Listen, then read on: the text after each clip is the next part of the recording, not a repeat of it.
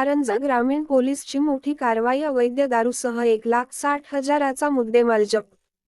आज 26 जून 2024 रोजी police station Karanja ग्रामीण हद्दीतील ग्रामपिंपरी मोखड येथे माननीय पोलीस अधीक्षक श्री अनुज तारे साहेब, अपर पोलीस अधीक्षक श्री भारत तांगडे साहेब, माननीय उपविभागीय पोलीस अधिकारी श्री प्रदीप पाडवी साहेब यांचे मार्गदर्शनाखाली आम्ही पोलीस निरीक्षक प्रवीण खंडारे दिलेल्या सूचनेप्रमाणे पोलीस स्टेशन कारंजा ग्रामीण तपास पथकातील सहाय्यक पोलीस उपनिरीक्षक Dhanraj Pawar, police head constable Deepak Bhobale यांनी 26 जून 2024 रोजी सकाळी अंदाजे 07:30 वाजता ग्राम मोखड पिंपरी येथे निळ्या रंगाची अल्टो कार क्रमांक MH14BC5128 ही संशयित वाटल्याने तिची तपासणी केली असता वाहन चालक रमेश जयरामगिरी राहणार कारंजा याचे ताब्यातील अल्टो कारमध्ये देश व विदेशी दारूच्या एकूण 20 पेट्या दारूच्या बॉटलने भरलेल्या एकूण किंमत 69,300 रु व अल्टो कारची किंमत 90,000 रु असा एकूण 1,59,320 रुचा माल वाहन चालक याचे ताब्यातून जप्त केला व दारू मुद्देमाल वाहन चालकासह पोलीस स्टेशनला आणून त्यास विचारपूस केली असता त्याने तो माल कारंजा येथील एसी वाईन शॉप मधून विकत घेऊन वाईन शॉपचे मालक अनिल चंदवाणी यांचेच सांगण्यावरून विक्रीसाठी घेऊन जात असल्याचे सांगितले। त्यावरून देशविदेशी दुकानाचे मालक यांचे कडील परवाना कागदपत्राची पाहणी करून त्यांचे विरुद्ध व वाहन चालक रमेश गिरी यांचे विरुद्ध कायदेशीर कार्यवाही करण्याची तजवीज आहे।